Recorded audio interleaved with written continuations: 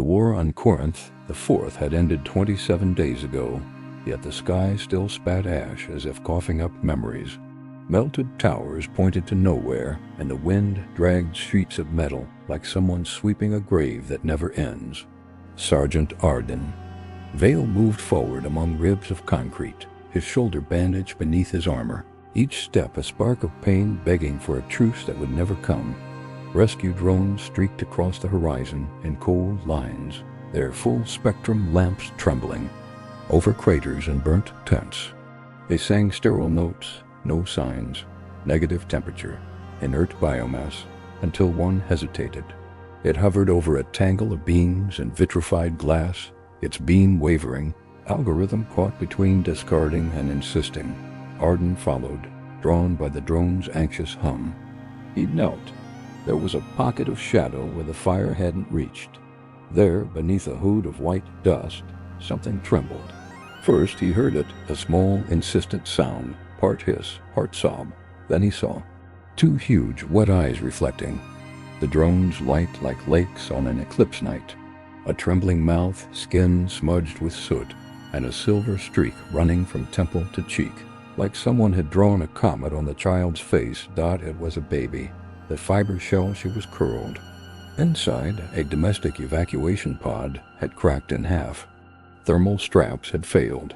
Inside, an improvised blanket of thermal foil and torn adult uniform, ripped in haste. Tiny hands shook, nails delicate but curved like petals that had learned to be blades. The drone's sensors blinked red. Genotype undetermined. Cranial anomalies. Survival unlikely. The machine withdrew its arms, ready to mark coordinates for sanitary disposal. No. The word left his lips before the thought. Ardan cut off the drone's warning with a field code overriding the disposal protocol. He reached out slowly, like calming a wounded animal. The baby gasped, trying to curl up tighter, a high sound escaping her chest, somewhere between fear and effort. The sergeant felt that old pull in his gut, the one war tries to amputate from those who lead rescues, but which stubbornly survives, the will to say stay. He stripped the thermal lining from his cloak and wrapped the small creature, pressing her against his chest where his warmth still lingered. Her head was slightly larger than normal, subtle bone plates beneath translucent skin, and a faint line of scales at her hairline, catching the light like stardust. Imperfect, they'd say, anomaly the record would note. But Ardan saw something else. The stubborn pulse, faint but steady, like a drum refusing to fall silent. "Can you hear me?" he whispered. "It's okay, I'm here." The drone insisted coldly. Quarantined directive. Contact not recommended. Ardan ignored it. He strapped the cracked pod to his pack, adjusted the rifle sling, and stood, his left shoulder screaming. The wind carried the sweet acid scent of burnt cables and bone. In the distance, Helix Bastion, the nearest outpost, still breathing, blinked and blew. Requesting approach codes. As he walked, the baby grew quiet. Her eyes tracked a light. Only she seemed to see, as if following invisible maps in the boiling sky. At one point, a tiny hand slipped free from the blanket and grabbed Ardan's ID tag. She pulled with surprising strength, as if the tag were a metal umbilical cord. Ardan drew a deep breath, feeling the real weight of the decision settle into his bones. Bringing back a life the protocols called waste meant starting a war with a different kind of enemy, the kind that kills clean. "All right, little one." He adjusted the cloak to shield her face from the dust. "I'm not leaving you here." Every ruin they passed made clearer what had happened on Korynth. An interrupted evacuation, civilian networks sabotaged, humanitarian corridors severed. With surgical precision, this wasn't accident, it was method. Rumors said the Vhalari dynasty, lords of ancient bloodlines and laws, had tested filtering on hybrid populations. Looking at the child, Ardan felt he held in his arms living proof of something the Vhalari would never admit. When the bastion's walls finally loomed, chewed by plasma but still standing, sentries aimed holoscopes at the staggering figure with the bundle in his arms. No sirens, no shots. As if the installation itself, exhausted, understood. Some wars only end when someone decides to carry one, more body into the safe zone. Ardan passed through the gate with the whole world weighing on his right arm. The baby shifted her head, pressing her temple to where his heartbeat was strongest. The sergeant gave a small, involuntary smile. She didn't have a name yet, but it felt like, in crossing that threshold, two things had survived: the child and possibility. Helix Bastion didn't receive visitors, it survived them. Built atop a plateau ripped from the desert like a titan's tooth, its walls were bitten by explosions, its antennas bent, and a constant hum of life support systems ran on stubbornness and thermal tape. When Ardan crossed the gate with the bundle against his chest, the perimeter sensors made a short, uncertain sound, like a sigh unsure if it was relief or warning. Identification, rasped the tower sentry through the comm. Sergeant Ardan Vale, Gauss Delta Code, Extraction Squad, he said without stopping. I have a survivor. Chief Nurse Naya Amori came running, two medbots at her back. Her visor lit green at recognizing Ardan, and turned gray when the drone camera caught the child's face. The machine's obedient extended diagnostic arms and froze halfway. Genotype off catalog, beeped the first. Cranial mechanisms atypical. Immunological risk, class 5. Recommend humanitarian disposal protocol, the second added. Politely. Recommend my ass, Ardan growled, tightening his hold on the girl. Naya hesitated. The mask on her face couldn't hide the mix of disgust and fear that war had taught everyone. But her hand still remembered. She touched. The girl's forehead felt the fever, counted her breaths like reciting a secret number. She's dehydrated and hypothermic. If you keep philosophizing, she'll die. Room 3, Naya ordered, turning to the medbots. Quarantine clean, but no disposal directive. I'll sign it. The robots processed the disobedience in silence. The algorithm didn't like it, but complied. In the corridor, soldiers stepped aside, some with morbid curiosity, others with quick glances that said, I don't want to remember this. Ardan felt the weight of those looks like dust in his lungs. In room 3, the girl was laid beneath pale light. The scanner flickered, projecting a hologram of her skull. Subtle plates, sutures glowing like constellations. Her heart beat too. Fast, but it beat. When the fluid needle approached, she shivered and made a strange low sound. A trill that rose and fell in perfect intervals, as if mimicking the hum of the generator below. That was. Naya's eyebrows arched. Synchronization, Ardan said, not knowing why he was certain. She hears the bass. The needle slid in. No cry. Her huge, watery eyes stayed fixed on Ardan, not the pain. He pulled up a chair, tugged off his gloves with his teeth, and offered his pinky. Warm little hand, delicate claws, the silver comet. On her cheek, lighting faintly under the lamp, like a scar that glowed when noticed. Hours later, with 4 lines dripping, Ardan slumped in the mess hall. The steam rising from the trays was a poor but honest perfume. Conversations died when he entered. Corporal Hess, drunk too early as always, spoke loud enough for all to hear. So Vale collecting DNA trash now? Gonna teach the thing to call. You, Daddy? Laughter. The kind that needs group approval to exist. Ardan didn't lift his head. I'll teach her not to become the kind of person who jokes about orphans, he said, and silence fell like an airlock door. Commander Major Revik summoned him, a man whose clear eyes had learned to stay cold so they wouldn't break. Vale, your record obliges me to listen, but the Vhalari dynasty monitors this sector. If that child is what I think, you've brought a war signal into my house. I brought a life, Ardan answered simply. The rest they were already bringing themselves. Revik rubbed the bridge of his nose, tired. He nodded once. Quarantine. She's your direct responsibility. Any screw-up, it's on your head. And Vale, names matter here. Haven't given her one? Ardan looked at his hand, remembering the tiny grip on his tag. Not yet, he admitted. You give a name when someone can stand to carry it. Then make her stand, said the Major, almost advice, before the Empire arrives. Back at the infirmary, the medbots kept an exact distance, as if an invisible line kept them from crossing. Naya slept at her desk, pen still in hand. She'd been writing doses by hand because the systems refused to log an off catalog. Patient. Ardan sat on the floor. The girl woke with a dry sob and trilled again, lower this time, matching the ceiling fan's spin. He placed his tag on the blanket near her chest. The tiny hand found it instantly and held tight. I know.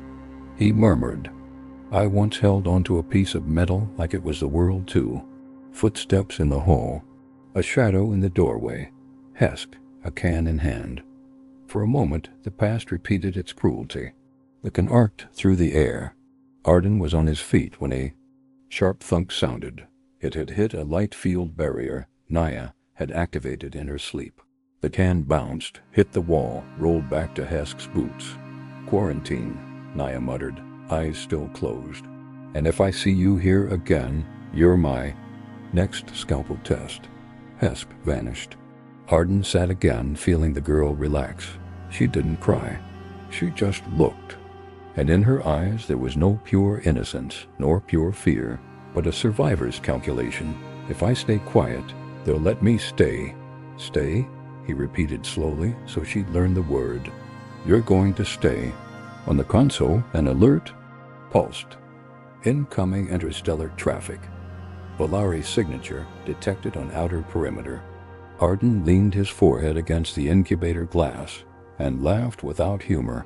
They came fast. The girl gripped the tag like a promise. Ardan felt the decision settle in his bones. There was no name yet, but there was a place. And in that tired bastion where everything was temporary, that felt like a miracle. Someone finally had somewhere to belong. At night, Helix Bastion floated in a low sea of noise. Turbines, air recyclers, the cyclical rumble of the generator. The girl woke with the same trill as before, but now she modulated it as if listening to the bass from the inside, her tiny brow furrowing with each frequency shift. Ardan, lying on a cot beside her, sat up slowly, shoulder aching. The cold light caught the silver streak on her face, the comet, and for a moment he thought it glowed on its own, answering something no sensor could pick up. Hey, he said, offering his finger. The little hand gripped it tight. It's time to stop calling you hey. Naya arrived with a cup of nutrient solution. The medbots kept their ceremonial distance, obeying orders without liking them. On the central display, the Vhalari signature hovered like a storm on the radar, not moving closer, which made it more threatening. She's stable, Naya murmured. Heart rate's high, but steady. If you want to talk to her, now's the time. Ardan cleared his throat, oddly nervous. He remembered what the Major had said, names matter, and what the deserts taught him, names are heavy. I thought of a name, little one. He dug into an old memory, worth keeping. Kelsie. The girl blinked slowly, then again. Her enormous pupils adjusted like living lenses. On the screen, a sharp spike cut through her brainwave patterns, perfectly timed with the generator's hum, as if a switch had flipped. Kelsie, he repeated softly, like a password. If you like it, squeeze. She squeezed. It was simple. It was everything. Ardan felt the whole bastion breathe easier, as if more air had entered the room. Naya smiled faintly, relieved that things could still be named at the end of the world. Kelsie, Naya tested, almost maternal. The girl turned toward her and let out a short, musical key. Emergent phonetic response, a medbot noted, intrigued, despite itself. Vocal record initiated. Ardan removed his tag from his neck, looped it through an elastic strip, and fastened it to the blanket over her chest. If anyone asks, it's yours, he said. Just give it back when I ask. And I won't ask. The hours that followed became a liturgy of small gestures. Donor drops, skin-to-skin contact, bandage changes, Kelsie gripping his finger whenever pain threatened to intrude. When the ceiling fan changed speed, she shifted her trill to match. A language made of frequencies and pauses. Ardan, who'd learned to decode voices under gunfire, understood without words. Here now, safe dot in the hall. Corporal Hesk lingered, waiting for a mistake. Revik passed behind him in silence. Hesk vanished like a shadow afraid of light. The major stepped in, saw the tag on the girl's chest, and gave a single approving nod. Some blessings are better wordless. We need to prepare her, Naya said. Once they were alone, the Empire didn't come to negotiate. There'll be blood tests, an inheritance call, things that break adults. Then we train her to resist, Ardan replied. Starting now. He raised his hand, fingers spread, and tapped a simple rhythm in the air. Thump, thump, pause, thump. Kelsie matched the trill, hesitant at first, then perfectly. He changed. The tempo, she followed. Added random pauses. She found him again, navigating invisible seas by sound alone. She maps patterns, Naya concluded. If the blood call is a pattern, she might learn to create a counter-melody.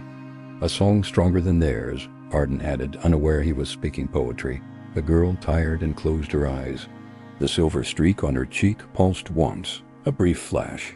Photoreactive protein, Naya guessed, or a neurological light response. Never seen it. I have, Ardan whispered. When you give something a name, the world lights up again. The intercom crackled. Vhalari traffic in high orbit. No docking request. No transmission. Holding position. The Bastion held its breath.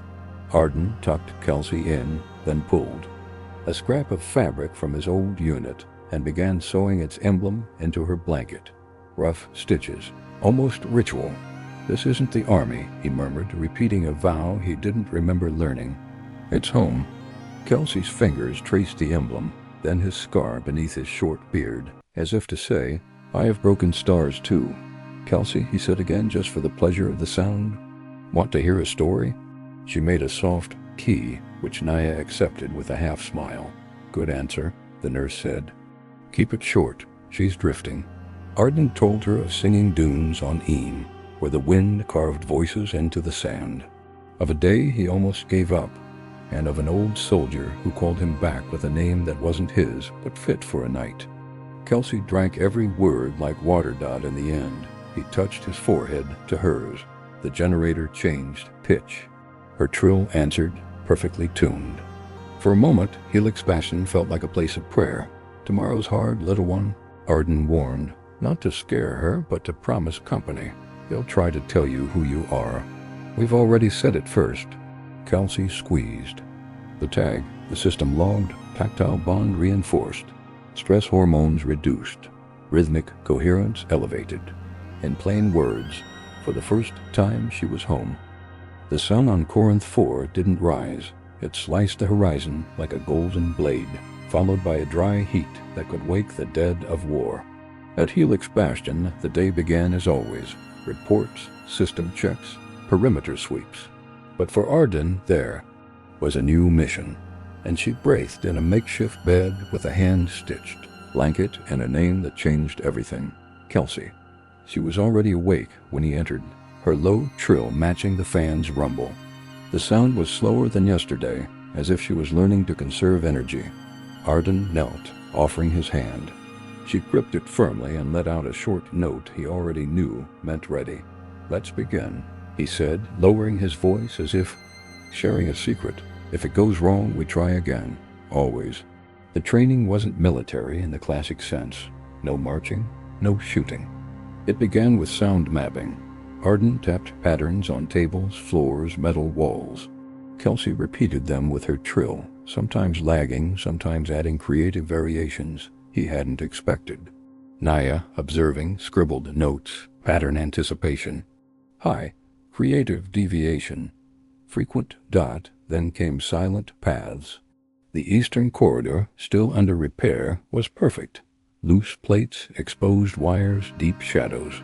Ardan showed her where to step without noise, how to use a reflection to see without being seen.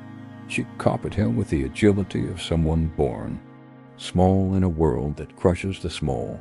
If a plate groaned, she froze, wide-eyed, waiting for him to call her back. But Ardan shook his head. Learn from the sound you made. That's a map, too. The final drill was the strangest to outsiders, resisting the pattern. Using a portable generator, Ardan simulated rhythmic pulses like the neural command signals the Empire might use to call Kelsie. At first, she froze, eyes locked as if pulled inside herself. Ardan then began a counter-rhythm, irregular beats, shifting pitch. Slowly, she came back to him. By the third day, she could break free in seconds. She doesn't just resist. Naya marveled. She replaces the pattern, like she's rewriting the command with her own. Then if they come, they won't just hear their call, Ardan replied. They'll hear her song. Around the bastion, Kelsie was met with mixed reactions. Some soldiers left small offerings, a makeshift toy, a clean scarf, a packet of sweet rations. Others avoided even looking at her, as if eye contact might bring bad luck. And some whispered, war marker, bait, ghost. On the third morning, Ardan took her to the south terrace overlooking the torn desert. The wind there was strong, and the antennas sang like distant voices. Kelsie stood still, eyes closed, the silver streak on her cheek pulsing in time with the gale. When she opened her eyes, there was no fear, only awareness. This place is dangerous, Ardan said, but it's also where you understand why we stay. Look closely. Below, debris from the last offensive glittered in the sun. Just junk to most, but to Kelsie, diagrams. She pointed, giving short trills whenever light hit in a certain way. Following her gestures, Ardan saw it. She was marking possible cover. Points, routes, even moving shadows by time of day. You see the path before you walk it, he said, impressed. She answered with a long key and grabbed his tag. The wind nearly tore the blanket away. He scooped her up, feeling her light, weight, but also her growing solidity. Back inside, Naya intercepted them with the datapad. Bad news. The Vhalari signature's closer. One of our satellites picked up an inheritance code signal. They're preparing the call. Kelsie instinctively shifted her trill into a rapid sequence Ardan had never heard, notes rising and falling like a sound wall. The streak on her cheek glowed brighter. I think she heard it before we did, Naya whispered. Ardan knelt to her level. When they come, Kelsie, you listen to me first. Always. Her tiny hand gripped his finger. Outside, unseen, the dynasty's ships were already bending orbit. The warning didn't come with sirens. It came with silence. Silence on radio channels. Silence on border sensors. The kind of calm every soldier fears more than gunfire. Ardan was in quarantine with Kelsie, teaching her to read flashing light. Patterns when his wrist come blinked. Priority access. Imperial sector. Confirmed origin. Vhalari dynasty. Naya entered moments later with a datapad triple-locked with passwords. This came through Terran intelligence. I shouldn't show you, but it's about her. The files were fragments of a buried history, encrypted recordings, medical reports, disposal orders. Kelsie wasn't just off-catalog. She'd been born in an imperial pure-blood nursery, meant to preserve Vhalari genetic heritage. Her so-called imperfections, cranial asymmetry, silver facial streak, microscales were marked as unacceptable deviation. Before she'd even opened her eyes, the final document was ice cold. Designation: rejected. Process for orbital disposal. Destination: irrelevant. Ardan closed his eyes, feeling a familiar weight, not of holding her, but of realizing that to the Empire she had never been a life. She'd been an administrative error. They tried to erase even the possibility of her existing, he said, voice low but shaking with rage. Now they've come to take her back. Not exactly, Naya replied. The Empress is dying, successions contested. By blood law, even an imperfect heir inherits if the direct line ends. Kelsie is technically next in line. Ardan gave a short, humorless laugh. So they throw her out as trash, and now they want her as a crown. It's worse, Naya continued. The Vhalari have an old neural control method, the inheritance call. It hits specific brain receptors coded in the royal bloodline. forces obedience, and if strong enough can kill resistors. Ardan looked at Kelsie. She'd stopped training and was watching them with wide eyes, sensing they spoke of her, even without understanding. The words, "She feels it when we talk," he said, "even without the language." Naya nodded. Maybe it's time to tell her. In her way, Ardan knelt in front of Kelsie and pointed to the hull of a Vhalari ship in high orbit. "They come from there." He tapped his chest twice. "They want to say you belong to them." He touched her forehead, then his own. "But you already have a home here." Kelsie tilted her head, absorbing each gesture. Then she began a new pattern. 3 low notes, pause, 2 high. The inverse of the known inheritance call, pulse. Naya recorded it, eyes wide. "She's answering before she's even heard it," she whispered. Ardan smiled, more pride than relief. "Good girl." The calm shattered when Major Revik's voice came from the hall. "Vale, Port East. Delegations." "Here." Ardan wrapped Kelsie in his cloak. "Listen, little one. They may have made your blood, but your name is mine." The Bastion's east gate didn't open for visitors. It opened for wars. Beyond the barrier rested a Vhalari escort ship, sleek and black as obsidian. At its prow, the imperial crest, 3 moons bound by a golden thread, watched with cold disdain. The delegation disembarked in perfect formation. 4 ceremonial guards, faces hidden behind faceted visors, and at their center, Cyril Vorath, direct emissary of the dynasty. Tall, dressed in black, threaded with starlight, she carried a slender scepter, more neural antenna than symbol of diplomacy. The air around her felt colder. "Sergeant Ardan Vale," Cyril said, her voice deep, rehearsed like courtroom speech. "You hold a biological asset of the Vhalari crown. Under succession law, Article 13, Clause 1, we demand her immediate return." Ardan kept Kelsie under his coat, only her curious eyes visible. "I don't hold anything. I'm caring for a child you tried to kill." Murmurs rippled along the bastion wall. Cyril stepped closer. "That child carries the oldest inheritance mark of our people.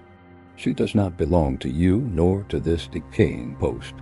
She belongs to our history." "History?" Ardan took a step forward. "History isn't written with orbital disposal orders. Not in my book." Her eyes narrowed. The scepter pulsed faintly. Naya, watching, tensed. She knew the start of an inheritance call.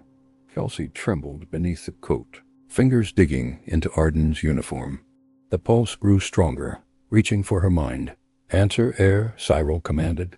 "Your place is with me." Then the training paid off.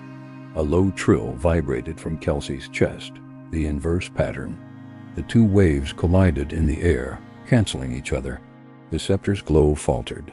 Cyril stepped back, startled. "She resisted," Naya breathed. Ardan crouched to Kelsie's level. "That's it, little one. The song is yours."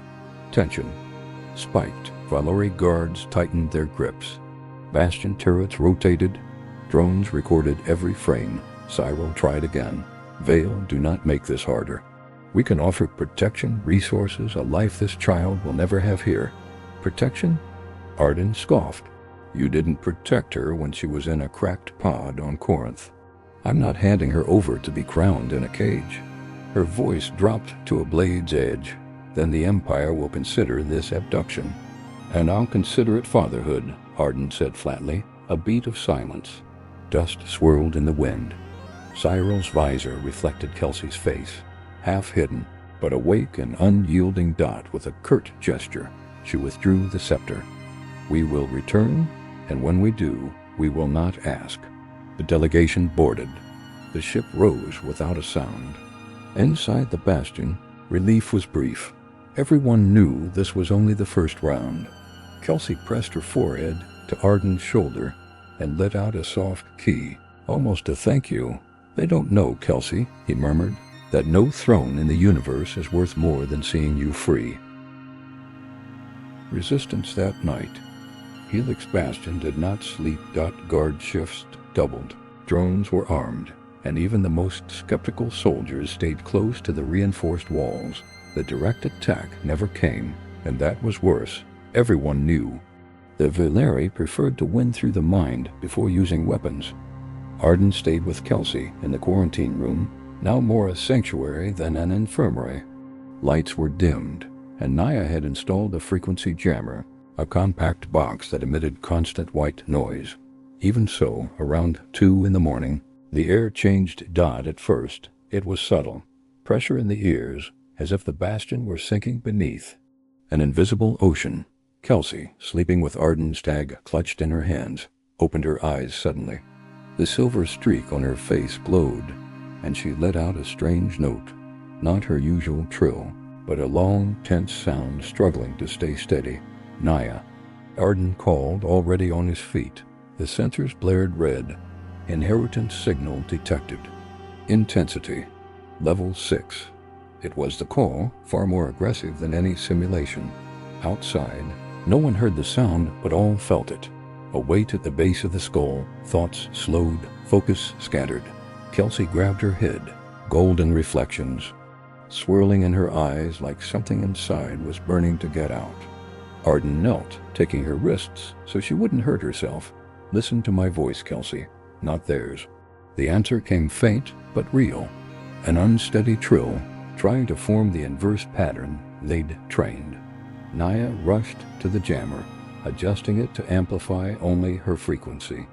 The room vibrated as the two waves collided, the Vhalari call and Kelsie's counter-melody. The floor shook. Reinforced glass and one wall cracked. If she misses the beat, the signal gets in. Naya shouted over the noise. Ardan pressed his forehead to hers, eyes closed. Then I'll sing with you. He tapped the beat with his fingers on the floor. Thump, thump, pause. Thump. Kelsie followed. Thump, thump. Pause, thump. Each cycle made her glow brighter, her notes steadier. Call adapted, trying to accelerate, cutting pauses, but she followed Ardan, not them. The jammer caught the shift, reducing the external noise until the air finally felt free again. Kelsie collapsed into his arms, exhausted but clear-eyed. She knew what had happened. She knew they had tried to take her, and she knew they'd failed. Broke the pattern, Naya said, almost in disbelief. Not just resisted, broke it. Ardan looked at her with quiet pride, almost like a vow. They'll never take you if you don't want to go.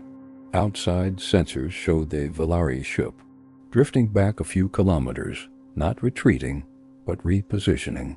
They had tested their prey. Now they would come to hunt. Kelsie's defiance didn't stay inside the bastion. By morning, civilian and military channels were flooded with leaked footage. The girl's trill countering the call, the silver streak glowing, Ardan tapping the beat beside her. No one knew who had leaked it, but the impact was instant. In the Free Colony forums, Kelsie became the voice that defied blood, proof the dynasty wasn't invincible.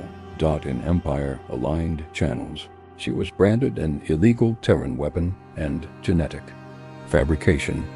Independent artists began projecting her face in holographic murals. The silver streak turned into a beam of light, cutting the darkness. Inside the bastion, this image war was a real danger. This changes the game, Major Revik said in a closed meeting with Ardan and Naya. She's no longer just an heir, she's a political spark. If they take her, they'll parade her as proof no one escapes the call. If she stays here, they'll have to admit blood can choose. The blood already chose, Ardan said flatly. Meanwhile, maintenance supplies began arriving from neighboring colonies. Inside the crates, long-range transmitters, shield reinforcement parts, and even charms from distant cultures, left for the child who sings against the crown. Kelsie seemed unaware of the politics, but reacted to the mood. She spent more time on high walkways, watching defense towers, or sitting in the comms room, trilling quietly as she listened to broadcasts in dozens of languages. One afternoon, she pointed at a screen showing a protest in New Lethra, hundreds carrying banners, combining the Terran crest with her silver streak. Key, she murmured as if recognizing herself. She's realizing she's a symbol, Naya whispered. Symbols make targets, Ardan replied, voice hard. The Empire played its own hand. The Vhalari began broadcasting messages, Cyril voice solemnly, declaring the rightful heir is held under foreign coercion and promising to restore her destiny. The transmission always ended with an idealized hologram, Kelsie without her scar, without asymmetry, dressed as an imperial princess. Ardan showed one to Kelsie. She watched silently. Then she made a short, sharp, dissonant trill. Translation? Naya asked, smiling. Ridiculous, Ardan said, proud. But intel reports tightened the noose, imperial fleets massing in nearby systems, rumors of an operation to recover the asset without open war. Revik knew what that meant. Infiltration. They'll come from inside, he said. When they do, the Bastion's shields won't matter. From the corner, Kelsie stopped trilling and stared at them, a strange intensity in her gaze, as if she'd heard this kind of threat before, not in memory, but in instinct. Ardan met her eyes. Then we fight from inside, too. If they want propaganda, we'll give them something they can't erase. Next cycle, a signal went out on open networks. A simple video of Kelsie, no makeup, scars showing, staring into the camera and trilling the inverse pattern. The caption, "My name is Kelsie, and I choose." The message spread faster than any. Ship and Vhalari comes. Orders exploded. They weren't just losing an heir. They were losing control of the story. The Empire didn't wait. 3 days after Kelsie's broadcast, long-range sensors caught a Vhalari formation crossing into orbit. Not just escorts this time, but a command cruiser. And with it came something Terran intelligence called the Bastion of Suzerainty, a ceremonial staff capable of amplifying the inheritance. Called to planetary range, Helix Bastion went to maximum alert. Ardan kept Kelsie at his side in the command center. "If they try the staff, you'll be where we can answer fast," he said, adjusting the small transmitter on her wrist. "It'll pick up anything strange and feed you a tone to follow. Remember the training?" She nodded, gripping his tag. Naya, at the signal consoles, was tense. If intensity hits level 8, I don't know if the jammer can hold. The Vhalari flagship descended to the edge of the atmosphere. Contact was inevitable. A hologram of Lady Ivaris, the Empress's sister, projected into the Bastion. Her tone was cold, surgical. "We bring our final offer. Return the heir. She will be honored, treated as she deserves. And the Bastion will leave." Ardan crossed his arms. "She's already honored, already treated as she deserves. And we intend to live too." Ivaris didn't argue. She simply raised the staff. A silent wave ripped through the base, felt. As ice in the spine, Kelsie staggered, the silver streak flashing wildly. Her trill came out warped, fighting to form. "It's starting," Naya warned. 9.3 frequency. Straight to her neural core. Ardan dropped to her level, pounding the beat. "Remember, little one? Here, not out there." But the wave strengthened. For a moment, Kelsie seemed to drift, golden eyes glassy, her body leaning toward the ship as if gravity itself called her. Then, in the middle of the crushing pressure, she released a single pure note, so high the glass shook. It wasn't the inverse pattern they'd trained. It was new. A variation that rose and fell like an echo multiplying itself. The staff trembled in Everest's hands, its glow faltering. "She's overriding the call," Naya whispered, stunned. "Using their own frequency against them." The sound spread. Beyond the Bastion, bouncing off Vhalari hulls. Imperial operators clutched their heads, some collapsing. The hologram flickered. "That's it, Kelsie? They don't command you."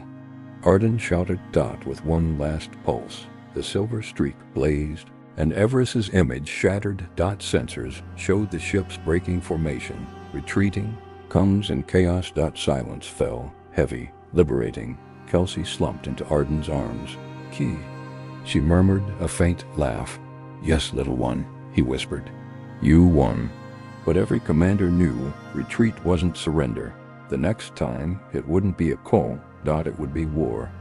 Dawn rose red over Korynth IV. Not the soft red of dust storms, but a deeper shade, reflected in the metallic carcasses of Vhalari ships still hanging in high orbit.